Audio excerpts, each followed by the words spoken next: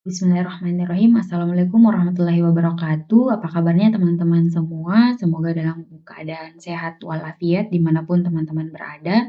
Terima kasih sudah klik video ini.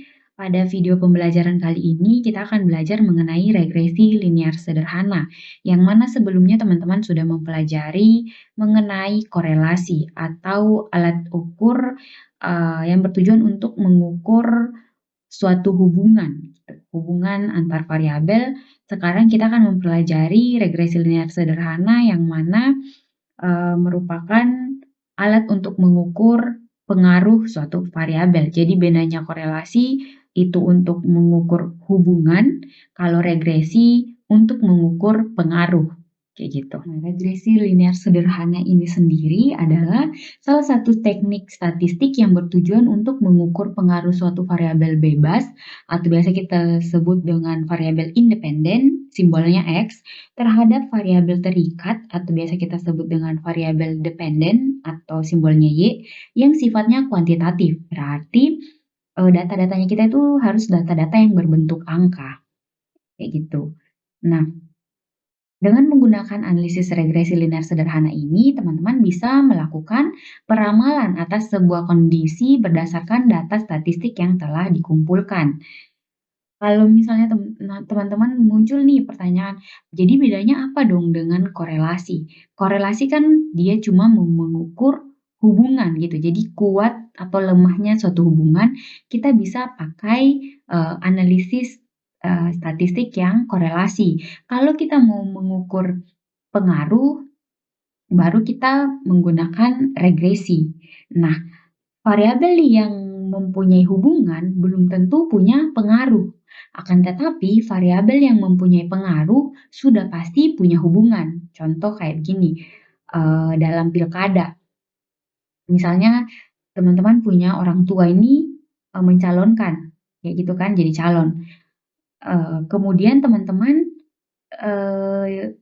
kasih nih suara ke orang tuanya, misalnya pergi mencoblos lah gitu ceritanya, kasih suara. Berarti ada pengaruh toh suaranya teman-teman ke, orang tuanya itu. Jadi ada pengaruh, sudah ada pengaruh pasti ada hubungan. Nah tadi hubungannya orang tua atau mungkin kalau misalnya bukan orang tua, paling tidak kesamaan politik. Misalnya kalau teman-teman bilang, "Ah kalau saya tidak tahu dia," gitu, misalnya bukan hubungan keluarga, bukan hubungan seperti itu saja ya, tetapi kenapa teman-teman pilih dia, kenapa teman-teman punya pengaruh dengan si bapak ini, adalah karena teman-teman punya hubungan, entah itu hubungan politik, hubungan pertemanan, atau hubungan apapun itu. Yang jelasnya karena sudah teman-teman pilih berarti ada pengaruh, sudah pasti ada hubungan, kayak gitu. Tetapi ketika teman-teman tidak pilih, berarti teman-teman cuma berhubungan aja, contoh kayak tadi cuma karena hubungan orang tua, hubungan teman aja, tapi tidak ada pengaruh karena teman-teman tidak, memilihnya, kayak gitu. Itu bedanya pengaruh dan hubungan. Jadi kalau variabelnya berhubungan belum tentu ada pengaruh, tetapi kalau variabelnya berpengaruh berarti pasti ada hubungan, kayak gitu. Nah, bedanya lagi adalah kalau korelasi dia cuma benar-benar mau mengukur hubungannya, erat atau tidak hubungan variabel tersebut. Tetapi kalau korelasi tetapi kalau regresi yang mengukur pengaruh, kita bisa melakukan peramalan karena nanti bentuk dari regresi ini kita bentuknya model gitu, sehingga kita bisa meramalkan, kondisi meskipun peramalan kan ada yang bisa jadi benar, bisa jadi tidak, tapi kan, karena kita, meramalkannya menggunakan ilmiah, maka kita bisa mempertanggungjawabkan ramalan tersebut, gitu. Itu pengantar untuk regresi linear sederhana ya. Nah, model regresi linear sederhana ini sendiri yaitu Y sama dengan A tambah BX. Tuh. Nah, teman-teman kan banyak yang mungkin sudah pernah baca-baca atau banyak yang teman-teman temui ada namanya regresi linear berganda. Nah, bedanya regresi linear sederhana dan regresi linear berganda ini hanya pada banyak dan banyaknya variabel gitu. Kalau regresi linear sederhana, variabelnya cuma ada satu variabel independennya yaitu X-nya cuma satu gitu. Jadi hanya ada Y dan X. Kalau regresi linear Berganda berarti X-nya atau variabel independennya itu ada 2 atau lebih gitu. Jadi bisa X1, X2, dan XX banyak-banyak gitu. Itu kalau berganda. Jadi kalau bedanya dengan regresi linear sederhana itu benar-benar cuma satu variabel independennya gitu. Jadi Y dan X aja.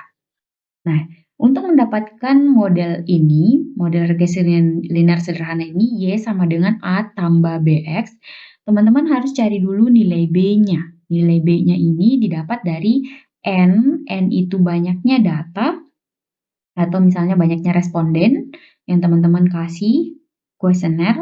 Kalau misalnya teman-teman punya penelitian berbentuk kuesioner gitu, N dikali sigma XY dikurang sigma X kali sigma Y dibagi N dikali sigma X pangkat 2 dikurang sigma X dipangkatkan 2. Kemudian kalau sudah dapat nilai B-nya, barulah teman-teman cari nilai A-nya.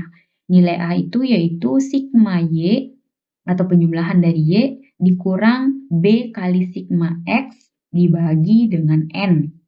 N itu banyaknya data tadi. Kemudian setelah kita dapatkan modelnya, kita bisa menginterpretasi model tersebut. Kalau di dalam matematika kan, kalau misalnya kita sudah dapat A tambah B, misalnya 2 tambah 3 sudah sampai 2 tambah 3 sama dengan 5 berarti hasilnya sampai di situ aja. Tetapi kalau, statistik itu kita pakai model, maka modelnya kita harus interpretasikan. Misal tadi kan Y sama dengan A tambah BX. Nah, A ini apa gitu? Nilai A ini adalah konstanta, yang mana artinya bahwa perubahan nilai Y akan sebesar A yang tidak dipengaruhi oleh X. Jadi Y ini akan sebesar A jika tidak ada X atau tidak ada yang tadi BX gitu.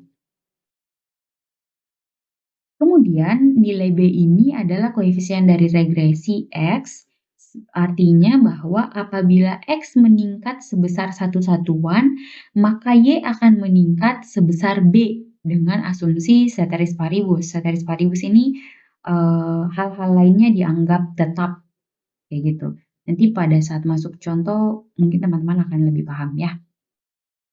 Nah, contohnya seperti ini. Sebuah perusahaan ingin mengetahui pengaruh biaya promosi terhadap tingkat penjualan sepeda motor. Dari hasil penelitian diperoleh penjualannya ini dalam bentuk unit, kemudian untuk biaya promosinya dalam bentuk ratusan ribu rupiah. Jadi kalau 75 ini artinya 7.500.000 ya. Nah, penelitiannya kita ini mau mengetahui nih apakah ada pengaruh biaya promosi dengan tingkat penjualan sepeda motor. Nah, kita langkah-langkah untuk analisis regresi linear sederhananya yang pertama, teman-teman tabulasi dulu nilai variabel X dan Y yang kita sudah dapatkan dari lapangan. Yang kedua, tambahkan kolom baru dalam tabulasi data yang akan membentuk variabel X pangkat 2 dan XY. Kemudian yang ketiga, lengkapi isian kolom X pangkat 2 dan XY, lalu jumlahkan nilai setiap kolom variabel. Langkah keempat, masukkan nilai-nilai yang diperlukan ke dalam rumus untuk memperoleh nilai A dan B. Langkah kelima, kita bentuk dan kita interpretasi model regresinya. Kita masukkan langkah pertama, kita tabulasi dulu variabel X dan Y, atau kalau secara realnya itu berarti teman-teman habis dari lapangan, dapatlah itu data penjualan dan data promosi. Di mana tadi variabel penjualan ini adalah variabel Y, kemudian untuk promosi adalah variabel X atau promosi ini adalah variabel independen. Nah, untuk langkah keduanya, tambahkan kolom baru dalam tabulasi datanya teman-teman, yaitu kolom X pangkat 2 dan kolom XY. Kenapa? Karena teman-teman kembali lihat rumus untuk mencari B. Nah, untuk rumus mencari B itu ada X kuadrat, ada XY. Nah, makanya teman-teman untuk memudahkan teman-teman, masukkan ke dalam tabulasi data. Hingga sebentar teman-teman tinggal pakai saja gitu. Masukkan saja ke dalam rumusnya. Nah, kalau, langkah ketiga, lengkapi isian kolom X kuadrat dan XY lalu jumlahkan setiap, kolom variabelnya. Jadi, teman-teman isi sudah ini X kuadrat dan XY. X kuadrat yang pertama 5.625 ini dapatnya dari 75 kali 75 kan X dikuadratkan. Berarti kalau kolomnya yang ini berarti tinggal dikalikan 75 kali 75 ya, bukan 75 kali 2. Gitu.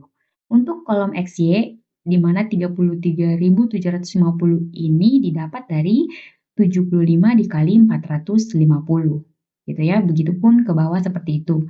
Setelah teman-teman lakukan semuanya, jangan lupa teman-teman jumlahkan setiap kolom variabel. Jadi jumlahnya X, jumlahnya Y, jumlahnya X pangkat 2, dan jumlahnya XY. Kenapa? Karena di rumus untuk mencari B itu teman-teman butuh X kuadrat dan XY juga untuk dimasukkan ke dalam rumus. Nah, langkah selanjutnya masukkan nilai-nilai yang diperlukan ke dalam rumus untuk memperoleh nilai A dan nilai B. Kita cari dulu nilai B-nya. Tadi rumusnya B itu adalah N dikali sigma XY dikurang sigma X dikali sigma Y dibagi N sigma X kuadrat dikurang sigma X dipangkatkan 2. Nah, teman-teman kan tinggal masukkan toh dari tabel yang sebelumnya, tabulasi data yang teman-teman sudah cari XY itu berapa, kemudian dijumlahkan, dapatlah dia 356.575. Tinggal masukkan ke dalam rumusnya. Kalau sigma X tadi 755 dikali sigma Y 4715 dibagi dengan N-nya 10 dari mana? Itu dari banyaknya data, N itu banyaknya data. Teman-teman masukkan semua ke dalam rumusnya, kemudian didapatilah B-nya sama dengan 0,720. Ini teman-teman jumlahkan seperti biasa, bagi pokoknya operasi matematika seperti biasa aja ya. Next, setelah mendapat B, kita baru boleh cari A, karena di dalam rumus A itu ada B. Oleh karenanya kita menyelesaikan operasi B dulu gitu. Setelah itu kita mencari A. A ini rumusnya adalah sigma Y dikurang B dikali sigma X dibagi N. Masukkan sigma Y, tadi juga ada di tabulasi data sebelumnya, 4715 dikurang B. B ini masukkan yang ini teman-teman, 0,720 dikali sigma X berapa? 755 dibagi N banyaknya data. Kemudian lakukan operasi matematika seperti biasa, didapatilah nilai A-nya sama dengan 417,112. Nah, setelah teman-teman dapatkan nilai-nilai A dan B, maka teman-teman tinggal masukkan ke dalam model.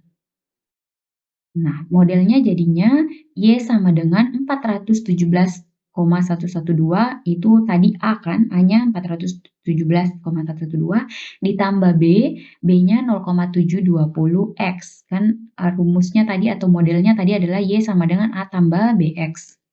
Sehingga kita bisa menginterpretasikan dari model ini, nilai A ini adalah konstanta sebesar 417,112, artinya bahwa perubahan nilai penjualan, tadi kan kita mau menilai atau menganalisis pengaruh promosi terhadap penjualan. Nah, hasil dari model yang kita dapat ini, kita bisa interpretasikan bahwa perubahan nilai penjualan ini sebesar 417,112 yang tidak dipengaruhi oleh biaya promosi, tetapi dipengaruhi oleh variabel lain di luar model. Artinya, meskipun tidak ada biaya promosi atau kalau tidak ada biaya promosi, maka penjualannya kita akan sebesar 417,112. Kayak gitu. Jadi penjualannya kita sebesar 417,112 tanpa dipengaruhi oleh promosi. Nah, kalau misalnya ada promosi, artinya nilai B ini, nilai B-nya ada, berarti B ini di sini kan nilainya 0,720. Maka artinya apabila biaya promosi meningkat sebesar 1 satuan atau 100.000, karena biaya promosinya tadi kan dalam ratusan ribu ya, atau 100.000, maka Y ini adalah penjualannya kita, maka penjualannya kita akan meningkat sebesar 0,72 unit dengan asumsi ceteris paribus. Ceteris paribus ini hal-hal lain dianggap tetap gitu. Jadi Artinya adalah penjualannya kita ini akan meningkat sebesar 0,720 apabila kita punya promosi satu satuan atau punya promosi 100.000 kayak gitu. Baru kita ada, pengaruh ke penjualan kita sebesar 0,72 unit.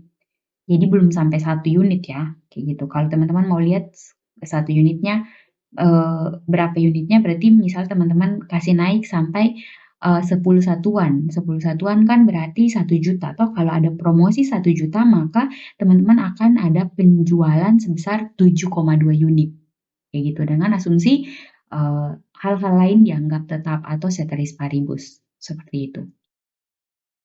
Nah ini, latihan untuk teman-teman, silakan teman-teman, kerjakan latihannya ini. Kemudian teman-teman bentuk modelnya, cari dulu nilai B-nya, nilai A-nya, kemudian bentuk model regresi linear sederhananya, lalu teman-teman interpretasikan hasilnya seperti, yang ini. Oke, silakan teman-teman kerjakan. Pertemuan selanjutnya Ibu mau lihat, hasil model regresinya teman-teman dengan interpretasi modelnya. Bagaimana, eee harga ini mempengaruhi permintaan. Nah, untuk penerapan regresi linear sederhana dengan SPSS, silakan teman-teman buka, aplikasi SPSS-nya, silakan dijalankan. Setelah itu teman-teman aktifkan variable view. Nah, setelah aktifkan variable view, silahkan masukkan nama serta label setiap variabel yang akan dibentuk. Seperti contohnya kita tadi kan, kita mau mengetahui, mau menganalisis apakah biaya promosi mempunyai pengaruh terhadap penjualan. Berarti X-nya ini, teman-teman ketik X dan Y, kemudian untuk itu di nama atau name, kemudian, untuk di labelnya untuk variabel X teman-teman kasih biaya promosi, kemudian untuk variabel Y teman-teman simpannya di penjualan. Untuk labelnya, taruhnya penjualan gitu. Setelah itu teman-teman masuk ke data view gitu ya. Nah, setelah, teman-teman mengaktifkan data view, tadi kan variable view untuk menulis, nama dan label, kemudian untuk, data view teman-teman masukkan setiap data berdasarkan variabel yang sudah dibentuk. Nah, tadi kan yang contohnya itu, sudah ada datanya X dan data Y, tinggal teman-teman input saja.